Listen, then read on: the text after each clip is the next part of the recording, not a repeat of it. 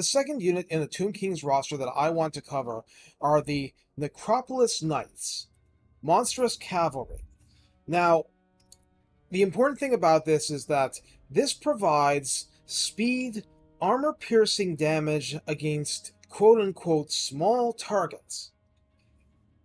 And this applies to certain very critical enemies that Khalida's armies have a hard time dealing with, especially in the early game. And that's number one, dwarves, except for slayers. Slayers are an issue, but we'll cover that separately. Number two, lizardmen, Saurus warriors, and Saurus spears. Now, spears are a little bit of a problem, but the point is they have like 60 armor. They're very chunky, but they're still quote-unquote man-sized targets.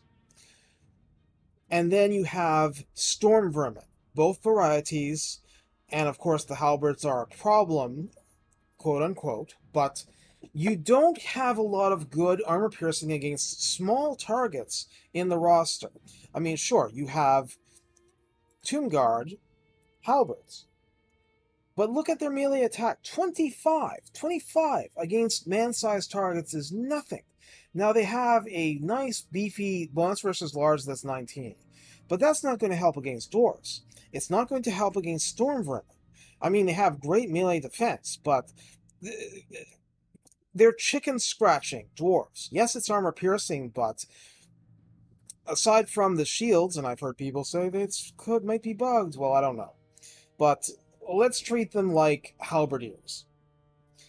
Yes, it's armor-piercing damage, but it's going to be at a slow speed because their attack speed isn't going to be as high as something with double swords like Nehekara warriors.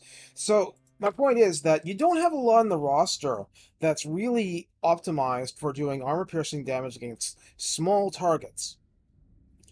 And obviously, this is for infantry in general, infantry units in general, but yes, Dwarven warriors, storm vermin, Saurus warriors.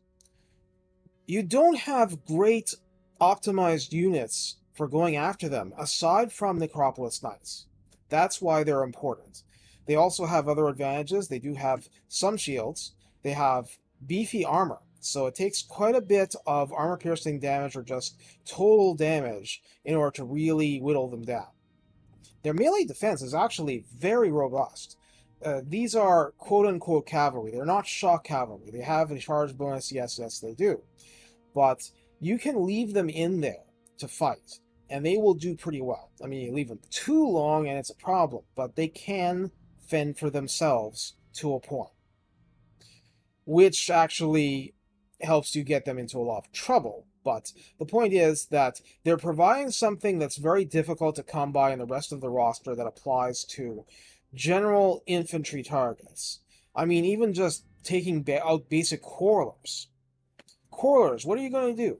You're going to send skeleton horsemen after them with weapon strength here, base weapon damage 21, armor piercing weapon damage 7. Quarrelers have good melee defense. They have a decent amount of armor. Thunderers have good armor. It's just very difficult to use these kinds of units. I mean, Nehekara horsemen, they do have somewhat beefier stats, but the point is, you're just not in a comfortable place sending a unit of cavalry and just expecting to wipe out those targets.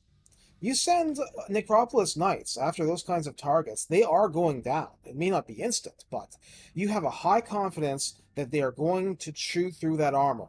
And in the meantime, they are going to inflict the poison, which is going to make the targets less fast and less damaging. So they are less dangerous overall. So that's why that Necropolis Knights have a large role in a balanced Tomb King's roster. But that's only if you have Ushabti Greatbows, etc., but mainly Ushabti Greatbows, to handle the sort of duties that can't be handled efficiently by anything else. So in other words, it's not really picking one or the other. Ideally, you want to use both together. You want to find synergy between both of these and to build on that to make for a larger army, which is why I'm covering those two first. Because if you focus on building around them. Then you can offset all the weaknesses of your basic infantry units. 28 speed, 28 speed, 28 speed, 28 speed, 28 speed, 28 speed, 28 speed. They're really slow. 66 speed is practically Roadrunner level. So we'll take that and we'll move on to the next one. Take care.